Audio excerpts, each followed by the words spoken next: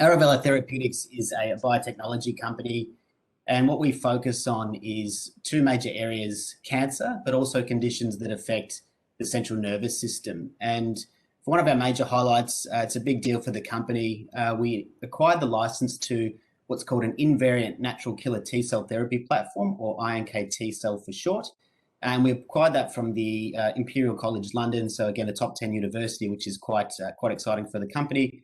And we're really working hard to focus on developing that now for the treatment of blood cancers. Another key point for our group is we've got a very strong board and management team, which we've only recently added 2 new directors to the team, as well as a senior cell therapy manufacturing expert for our lead program in the cell therapy space. We're also the only company that's actually holds the patents for a drug called anagrelide to use that drug for the treatment of metastatic disease, and we're going to be converting that into an oral spray for a safer product. And for our most advanced product, it's a product called Zolpivisto, which is to treat short-term insomnia. We signed a license agreement for a global pharmaceutical company starter that's now also TJ approved. So we're expecting that product to be on the shelves in calendar year 2022. And for that same product, another one of our partners, Teva, the world's largest generics manufacturer, also received approval for that drug in Chile, which is great. So again, we're looking forward to commercializing it in that territory. Now, in terms of the company overview, we're currently valued at about just over $20 million. As of September 30, we had about just over $5 million cash in the bank, so we're not actively looking to raise money. On the shareholder front, we do have some good supportive shareholders in the top 5, some high net worths, but also institutional investors. But of course, it's always important that we know that we're getting new investors on the register that understand the biotechnology space, the investment horizon, but also the returns that can be achieved in this sector. And in terms of our product pipeline, so we have, as I said, 2 major focus areas. We've got cell therapies, but also we have a platform to convert drugs from solid dose forms into oral sprays. And I'll talk more about the lead program in each. So for our cell therapy, our product Ella 101 is a cell therapy that we're using to target CD19 or cancers that have a protein called CD19 on their surface. That's currently in the preclinical stages, and we're working hard to take that towards a phase 1 clinical trial in humans. On the oral spray delivery platform, we have our lead product, as I mentioned, Zolpivisto. That's approved. We have 2 partners already for that product, and I'll talk more about that in a moment. But we're also developing on the oral spray front a number of other products, one for migraine, another one that I mentioned before for treatment of cancer, and we're also working to reformulate a cannabis product, and also working with Sanofi, a top pharmaceutical company, to reformulate one of their products. So let me just talk a little bit more about Zolpivisto and what it is. So as I said, it's a drug that we're using. It's being used to treat short-term insomnia, and it's actually an oral spray version of the insomnia drug Ambien or Stilnox, and it's also formerly Sanofi's blockbuster drug. And why we think this is a really important drug at the moment is because prior to the COVID-19 pandemic, short-term insomnia had a very high prevalence anyway of about 9.5% in the US. But what we've seen over the course of the COVID-19 pandemic is that we've actually seen a sharp rise in the incidence of health issues. So we do think this has got an important role to play in the market. And as I mentioned, we do already have a license and distribution agreements with Teva, the world's largest generics manufacturer, and also the global pharmaceutical company starter. And so the efforts are now ongoing to commercialize in the 2 territories for those partners, Australia and also Chile. So currently we've got about a population of more than 375 million people under license, with Teva covering Brazil, Chile, Mexico, and a starter covering Australia with an option for New Zealand, but we're looking to add additional territories to that list.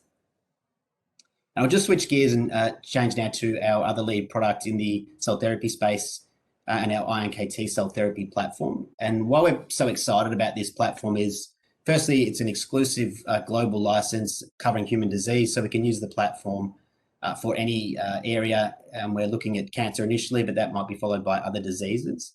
As I said, it comes out of Imperial College London, which is a top 10 university worldwide, really putting it up there with the Harvards and MITs of the world, which is, again, testament to the quality of the technology. And in this space, this stands out as it is a little bit unique because it's what we call dual targeting. So these particular immune cells have two ways to find, catch or stick onto cancer cells and kill them.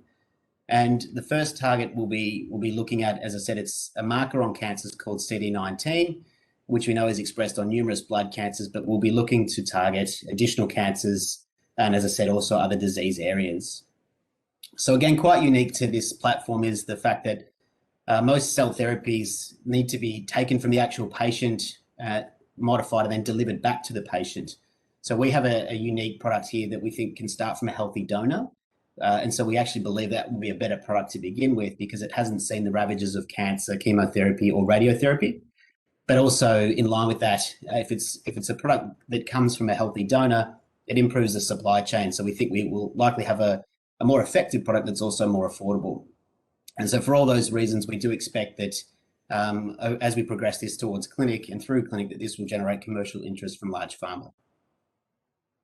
So I'd like to just explain what it is exactly, because it is a little bit complicated. But as I said, what we do is we start from a healthy donor, we take blood from that donor, and inside that blood you have a range of immune cells that I've just depicted here. And you might think of those as the soldiers of our immune system. So their job is to go around and eliminate anything that doesn't belong, and cancer is one of those things. And what we know about the iNKT cell therapy platform is it is incredibly potent and already can kill cancer cells, and hence why we've got it here depicted as an armed soldier. And as I said, they naturally target and kill cancer cells. That happens because of this little pink piece that sticks up here called an ITCR. But they also activate other immune cells once they've been activated. And as I mentioned before, they can be used off the shelf from a healthy donor because they don't cause graft versus host disease, which is, again, very important. And when we combine them with what are called chimeric antigen receptors, which I'll discuss in a moment, we actually see improved killing or cancer killing over what we see for conventional cell therapies. So just to give you an idea of what a chimeric antigen receptor is, because they are important, because they really build out the platform of this technology. So we start with an immune cell, as I mentioned before. This in our case will be an iNKT cell.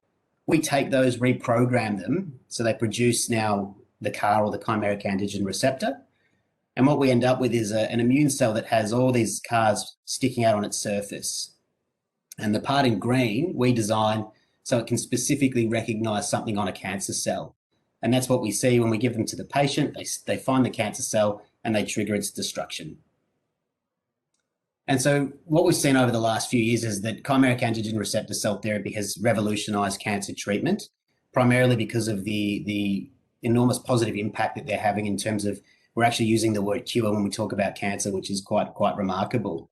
And the two that were most earliest approved were Chimeric and Yescarta in 2017, and in 2020 had revenues of over 470 and 560 million respectively. And so, as I said, we have a CAR-INKT cell therapy. So it is unique from those that are approved because we don't use T cells, we use the iNKT cells. And this is how it would work on a diagrammatic level. So we'd start with the iNKT cell, which has its ITCR. As I said, that can find and kill cancer already. We reprogram that cell to have a CAR targeting a particular cancer of interest. We deliver those back to the patient, and then what we see is the ITCR binds to a marker on the cancer. The CAR also binds to another marker on the cancer, and that's the dual targeting. And then we get release of components that trigger the cell's destruction. And so what we've actually seen for the work that's been done to date is we've had very promising results and published in very high regarded and top tier journals. And so what we see is that the product as it stands, the CAR-19 iNKT cells, are likely to be a very effective treatment for cancers that produce CD19. And what we've seen, again, in comparison to the conventional cell therapies, is that we actually get much faster killing of cancer cells. And that's what we see over here on the right. We see that all the cancer has been eliminated in our technology and not others. We also see that animals survive for longer, which would be important, obviously thinking about a treatment for humans. And so, again, this research has been over quite a number of years, but it really validates the use of our iNKT cell therapy platform as a treatment for cancer. And so where we're at the moment is we're expecting to select our manufacturer to produce the product for clinical trials, and we're aiming to select that manufacturer in Q4 2021. So this is where we've been since acquiring the technology. As I mentioned, we acquired the license in June of this year, so it's only a few months ago. But since that time, we've already executed a research agreement with Imperial College London, so we can continue to do more work to build out the platform. We've recruited a cell therapy manufacturing expert out of a $1.3 billion company. And we've also added two stellar board members, Dr. Deborah Barton and Dr. Liz Stoner, both US-based, to our board. And again, they see the value and the potential of the technology. And we've also assembled and expanded a scientific advisory board consisting of the inventor as the chair of that board, but two really world-class and world-recognized immuno-oncologists, Dr. Ruben Benjamin and Dr. John Mayer. And so, as I said, the next step for us is to select the GMP manufacturer for the technology. And once that happens, we'll produce the material that's required for use in a phase 1 clinical trial. And then as we move, we'll have the necessary meetings with regulators like the FDA and make sure we're doing all the things that they need us to do before dosing a patient in a phase 1 clinical trial for blood cancers that produce CD19.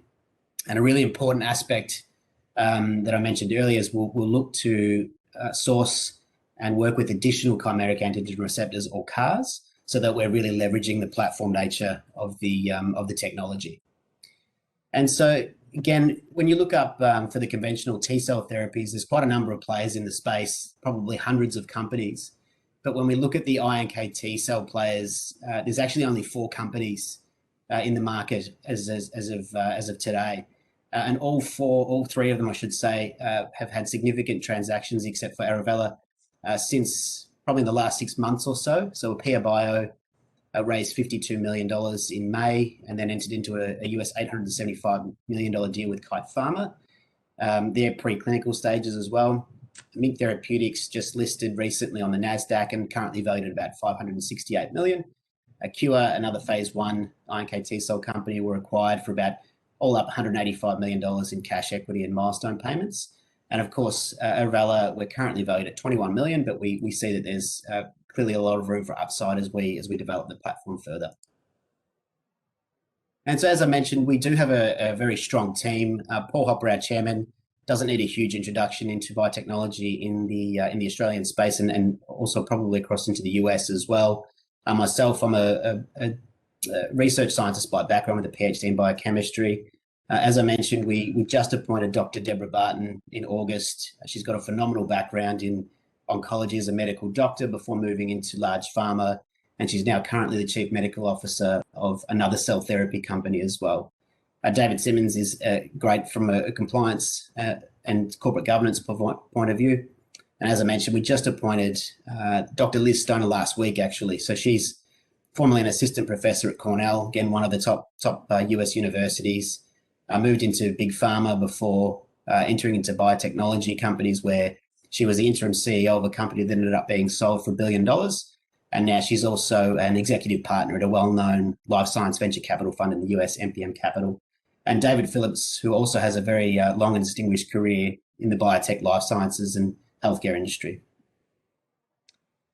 And so just to summarize Arovella as it stands today, so as I said, we've got a really exciting platform in our hands that we've only recently licensed, and we're really looking forward to developing that for the treatment of initially blood cancers, but expanding out the repertoire with new CARs.